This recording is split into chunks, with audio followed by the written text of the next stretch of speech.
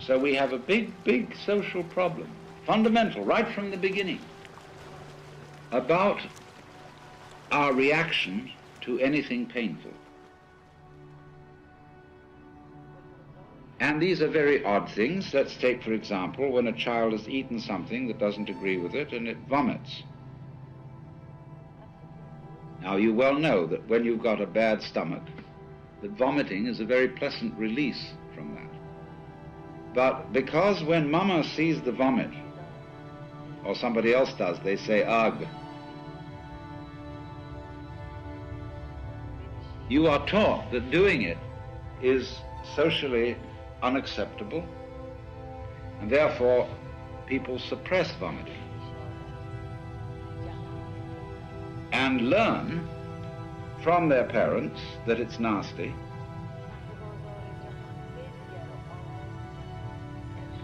and just as they learn to worry about disease and death. Now, there really isn't anything radically wrong with being sick or with dying. Who said you're supposed to survive? Who gave you the idea that it's a gas to go on and on and on? And we can't say that it's a good thing for everything to go on living, from the very simple demonstration that if we enable everybody to go on living, we overcrowd ourselves, that we're like an unpruned tree. So therefore, one person who dies in a way is honorable because he's making room for others. It is not therefore natural for us to wish to prolong life indefinitely. But we live in a culture where it has been rubbed into us in every conceivable way that to die is a terrible thing.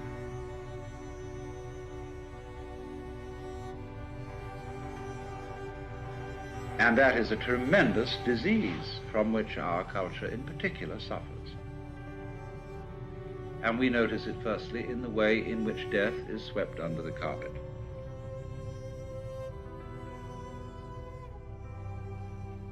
This is one of the major problems in hospital work. When a family conspires with the doctor to keep from grandmother the knowledge that she is dying. Grandmother suspects that she is dying, but probably doesn't really want to know for sure. And her family talk with her in such a way as to say, well, you'll probably be getting all right in a few weeks. Won't it be nice to be able to do this, that, and the other? Because they have this funny feeling that it's important to build up courage and hope. And so they become liars. And a mutual mistrust develops. Because once you are playing the game on that level, you tend to play the mistrust on other levels.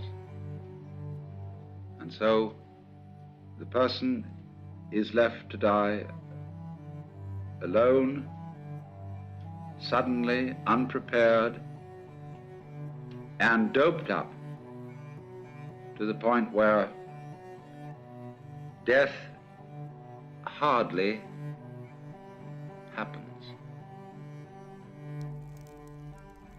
And there is no derivation from it of the peculiar spiritual experience that can come with death.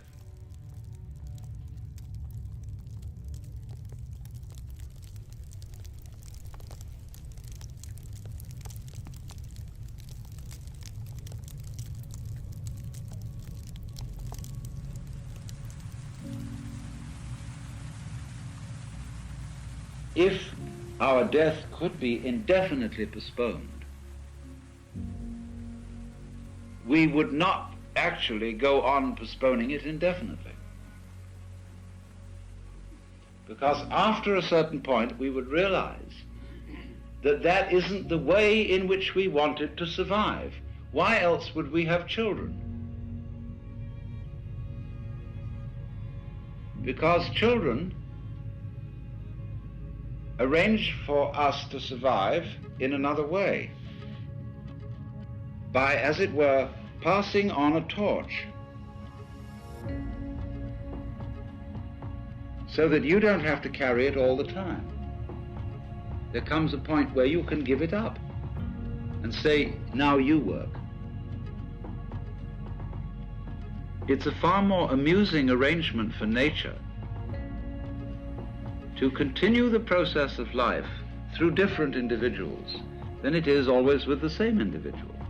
Because as each new individual approaches life, life is renewed. And one remembers how fascinating the most ordinary everyday things are to a child, because they see them all as marvelous, because they see them all in a way that is not related to survival and profit.